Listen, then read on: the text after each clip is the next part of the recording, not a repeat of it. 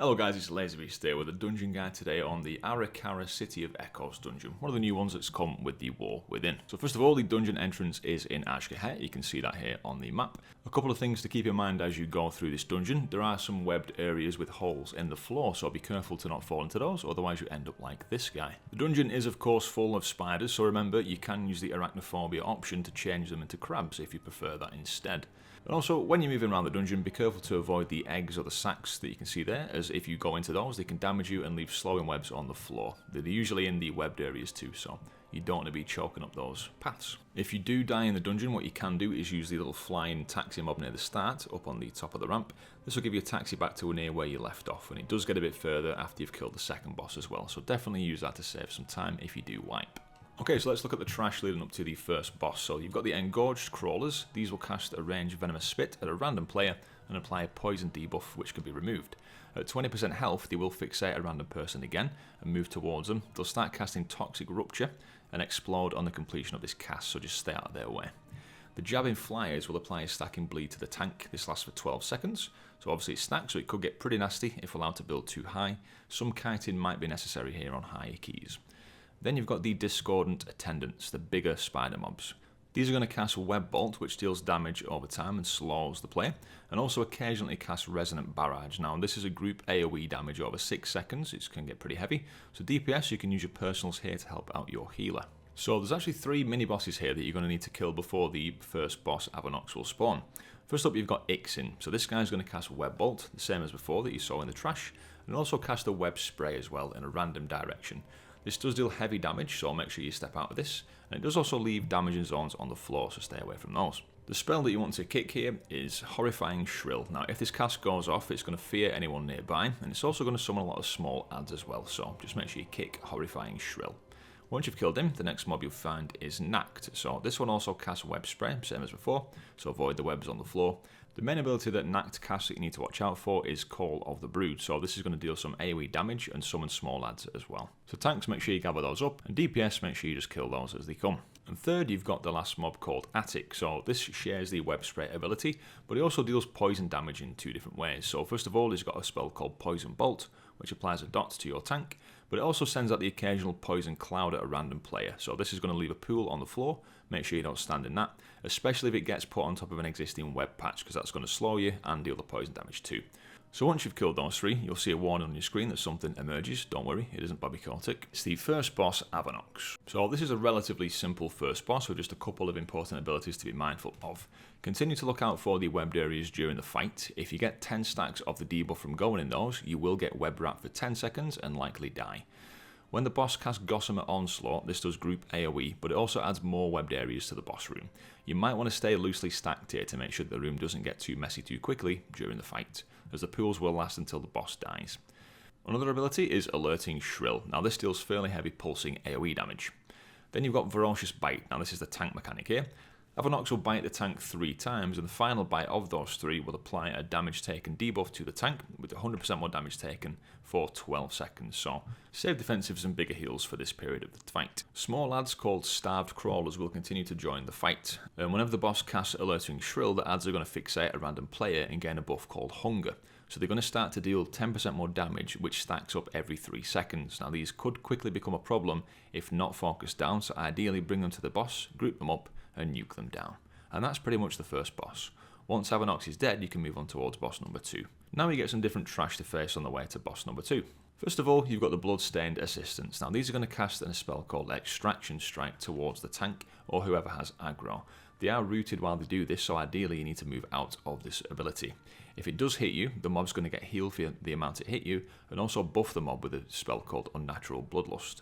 Now this buff is basically like an enrage, meaning the mob does more damage and does more healing, which also stacks, so tanks will have to move quite a bit to dodge these casts. Then you've got the Bloodstained Web Mages. Now these will channel Web Wrap at a random player. It needs to be kicked or disrupted, as it makes the player immobile, and also makes them take 15% more nature damage as well. They also cast Revolting Volley, which is the priority kick here. Now this is initial heavy group-wide damage, but also leaves a damage over time effect on the entire party, as well as a healing absorb, so it can get very nasty if these do go off. The big mobs here, the hulking blood guards, they're going to use a spell called Massive Slam. This is going to damage everyone in the group within 60 yards of the mob, and it also stuns players for 1 second. The next ability is called Impale, which is a big frontal ability cast in a corn. It does damage to whoever gets hit and also knocks you back, so avoid these wherever possible. The boss that you're coming up to is also going to use this spell as well. And the last other notable mob in this section of the dungeon are the Sentry Stag Shells. These guys cast Alarming Shrill. Now this also needs kicking. If the cast does go off, it will spawn more adds and can cause all nearby mobs to join the fight as well. Likely going to overwhelm your group this, so make sure you kick that cast. You can see here what happens if the spell does go off. So, boss number 2, Anub'obsz. Now let's do the minor abilities first. So, as I said before, he is going to use Impale, the frontal corn ability that the mobs before him used, the big hulking blood guard. Also, roughly every 15 seconds, the boss will summon a blood-stained web mage. Now, these are the trash mobs who use the web wrap ability on a random player, making them immobile, and they're also going to apply the 15% nature damage taken debuff, so you need to get these dealt with as quickly as you can. Make use of CC and kicks where possible to manage these mobs. You definitely don't want a lot of these out at any one time, so make sure you do focus these down. Now his big abilities, of which there are 2. So first of all, he will do a burrow charge. Now, he goes on the ground and starts charging through the floor to the furthest player away, so you can bait this in advance. He will knock anyone in the path that he charges through away and deal damage to them. If you do get hit by the end of the charge where he emerges again, you're going to take quite a bit more damage and get knocked back even further. So stay out of the way of this path. You do get a little indicator above your head if he has chosen you for this ability. After he re-emerges, he's then going to cast Impale on the furthest player away from him at this time, so you can again predict where this ability will be cast if the group's paying attention. There's also the Infestation ability, so this is going to apply a dot to a random player. Once the dot ends, it'll spawn a ceaseless swarm. Now this will move around the boss room for a period of time. It's going to damage anyone that goes into it and also apply a stacking dot as well as a movement speed decrease, so making you slower the longer you stay in it. Whenever the boss reaches 100 energy, he's going to cast Eye of the Swarm, so everyone will need to get into the safe circle zone, otherwise you will gain 2 stacks of Ceaseless Swarm every 1 second, so it's quickly going to ramp up and make you really slow and take a lot of damage. The boss will continue to use his Impale and Infestation abilities while this is going on, so it's going to get quite tight for space, so just make sure you do your best to avoid any damage going out there. Once Anub'obsz is now Anub'obsz, you can then move on to boss number 3 in the indoor section of the dungeon. And again, there's some different trash to face on your way to the final boss. So firstly, you've got the Blood Overseers. These use a spell called Venom Volley, which is a group-wide AoE spell that will leave a poison dot on the group, and this is your kick priority. Secondly, they were going to cast Erupting Web, so these are a bit more dangerous than the spider web pools that you've seen previously.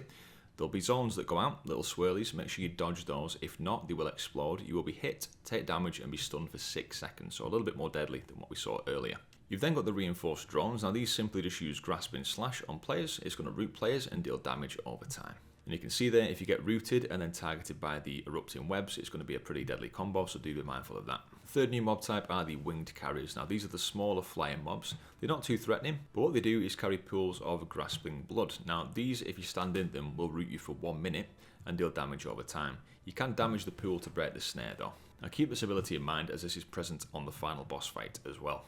And the last big type of mob that you've got here are the Nerubian Haulers. Now these cast Massive Slam, which you've seen earlier in the dungeon. They stomp the ground and do group AoE damage and stun everybody for 1 second. Each time they do this though, they're going to gain Intensity, which is a damage multiplier, so these will need focusing down so that they don't become too overwhelming.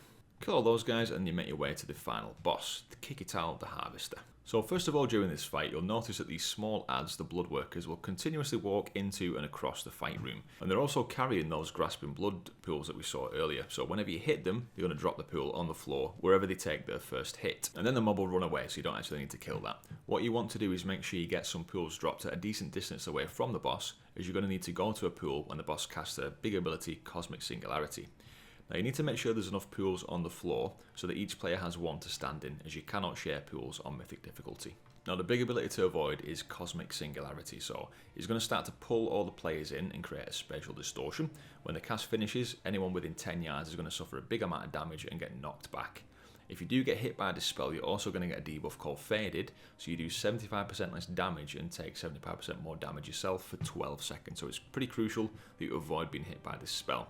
The way to do so is prepare in advance, find out where a pool is, make sure it's further than 10 yards away from the boss, and start to make your way to the pool, ideally just before or as soon as the spell starts to be cast. If you don't manage to get yourself rooted in one of the pools of Grasping Blood when the spell finishes casting, you will be sucked back towards the boss and take the full damage from this ability, which is likely going to kill you.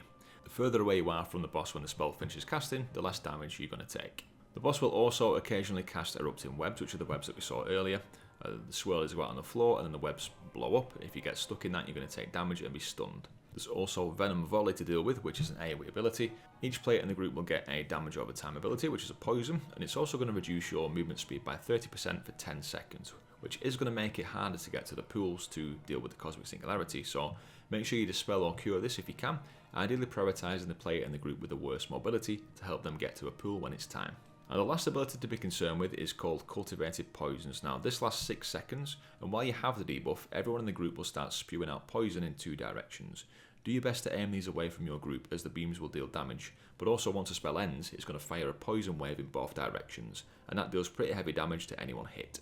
It can get a bit chaotic here, especially if you've got quite a melee heavy group, also because at this point you should be prepping to get yourself over to a Grasping Blood pool because Cosmic Singularity is likely to be cast as this spell is going on. So it does get a bit hectic, but those are all the possibilities, so deal with them in order as they come, and you'll find yourself completing this dungeon nicely. So there we go guys, that is the dungeon Ara-Kara. Do bear in mind this was filmed on the beta, so some things may change when this goes live when the expansion launches. I hope you've enjoyed this video and found it useful. If you have done, please feel free to leave a like on the video and subscribe to the channel for more guides like this. With that said, thanks very much for watching guys, I've been LazarBeast and I will catch you next time. Cheers.